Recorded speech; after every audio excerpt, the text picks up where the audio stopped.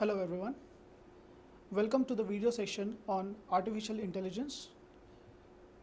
Myself, Sampreet Patel, Assistant Professor, Department of Computer Science and Engineering, Walchand Institute of Technology, Solapur. Today, we are going to learn about some basic terminologies of artificial intelligence. So that would be an introduction to AI. At the end of this video, you'll be able to understand the basics and some terminologies of artificial intelligence which you will be requiring in your further course. Now, the field of artificial intelligence or AI attempts to understand intelligent entities. Okay, so one of the reasons to study or to learn is more about ourselves, that is the human being. Okay, so AI strives to build intelligent entities as well as to understand them. Another reason for AI has produced many significant and impressive products even at the early stage of its development. So, no one can predict the future in detail. AI addresses one of the ultimate puzzles. So, how is it possible for a slow, tiny brain, whether biological or electronic, to perceive, understand, predict, and manipulate a world far larger or more complicated than itself? So this is the question that we need to answer while learning artificial intelligence. So what is AI? The definition of artificial intelligence according to different researchers vary along two main dimensions. The ones which are on the top are concerned with the thought process and reasoning, whereas the ones at the bottom addresses the behavior.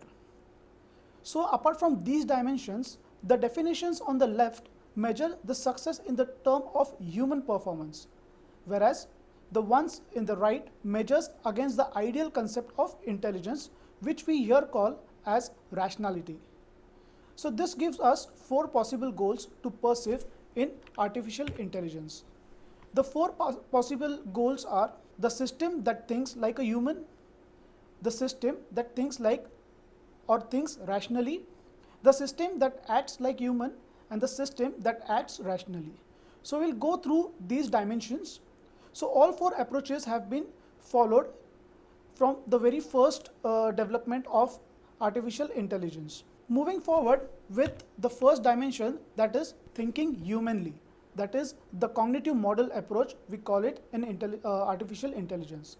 So if we are going to say that a given problem thinks like a human, we must have some way to determine how humans think. Okay, so we need to get inside the actual working of a human mind. Here there are two ways to do so. One is through introspection, that is trying to catch our own thoughts as they go by, or through a psychological experiment. Okay, so once we have sufficient and precise theory of our own mind, it becomes possible to express the theory as a computer program. If the program's input, output, and timing behavior matches to the human behavior, then we can say that the program mechanisms may also be operating in humans. So the interdisciplinary field of cognitive science brings together computer model of AI and experimental techniques of psychology to try to construct a precise and testable theory of the working of the human mind. Real cognitive science, however, is necessarily based on the experimental investigation of actual human or animal, and we assume that the reader only has the access to a computer for experimentation. The second dimension is acting humanly, that is the Turing test approach. The Turing test, proposed by Alan Turing in 1950, was designed to provide a satisfactory operational definition of intelligence.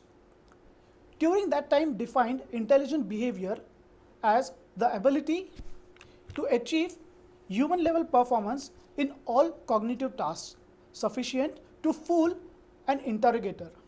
So roughly speaking, the test he proposed is that the computer should be interrogated by a human via a teletype and passes the test if the interrogator cannot tell if there is a computer or a human on the other end of the interrogation. So programming a computer to pass the test provides plenty of work, and the computer would need to possess the following capabilities. Okay, so the capabilities are natural language processing, that is to enable it to communicate successfully in English or in some other human language. It might be any language you consider. After that, it should have a capability of knowledge representation to store information provided before or during the interrogation. Automated reasoning, to use the stored information to answer the questions and to draw new conclusions. And the last is machine learning, that is to adapt the new circumstances and to detect the extra patterns it is going to get. So Turing test deliberately avoids direct physical interaction between the interrogator and the computer because physical simulation of a person is unnecessary for intelligence. However, so-called total Turing test includes a video signal so that the interrogator can test the subject's perceptual abilities as well as the opportunities for the interrogator to pass physical objects. So to pass a total Turing test, the computer will need two things.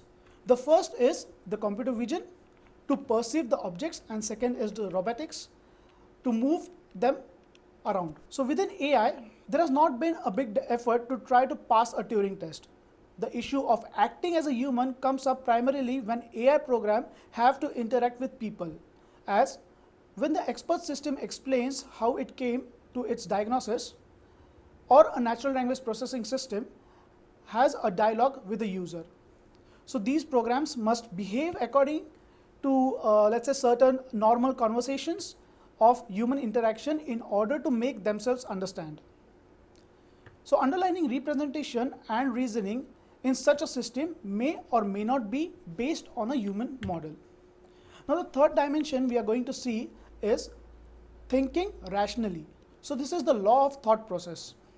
So one of the Greek philosophers was first to attempt to codify the right thinking, that is irrefutable reasoning process. So the development of formal logic in late 19th and early 20th centuries provided a precise notation for the statement about all kind of things in the world and the relation between them. So contrast this with the ordinary arithmetic notations, which provides mainly for equality and inequality statements about numbers.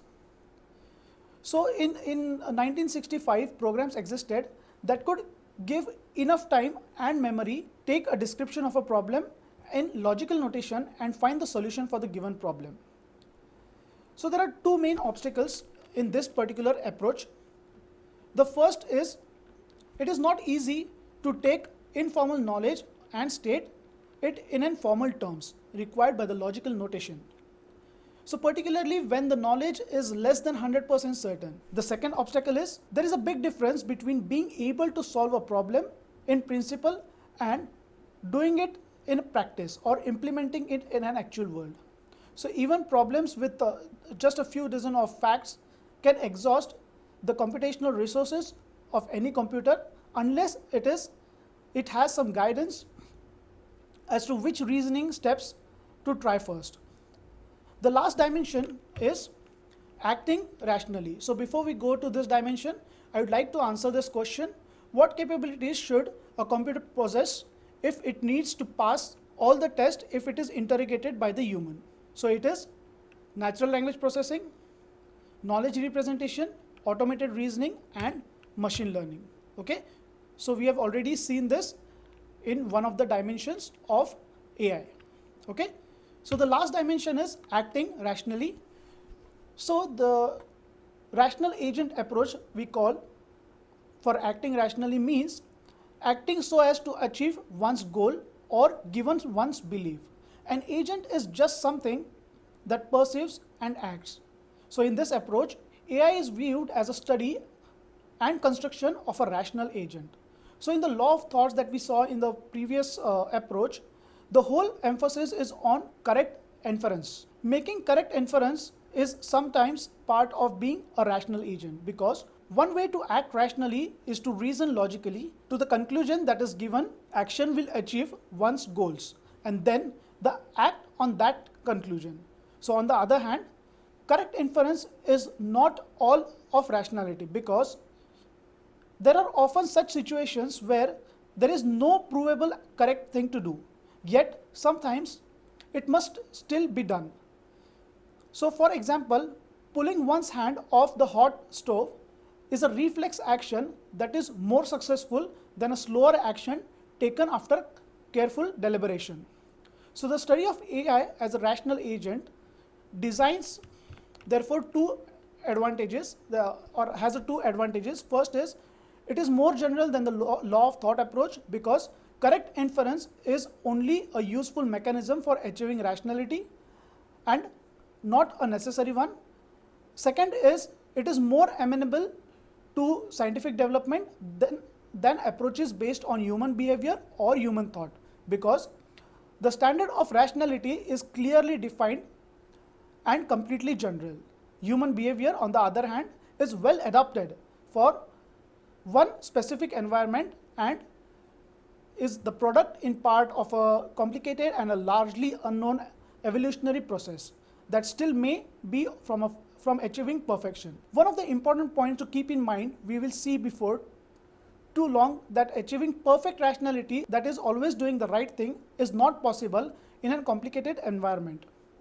The complication demands are just too high. However, for most of the ways, we will adopt the working hypothesis that understanding perfect decision making is a good place to start with. So it simplifies the problem it provides and provides an appropriate setting for most of the foundational material in the field of artificial intelligence. So these are some references I've used to create this video and PPT. Thank you.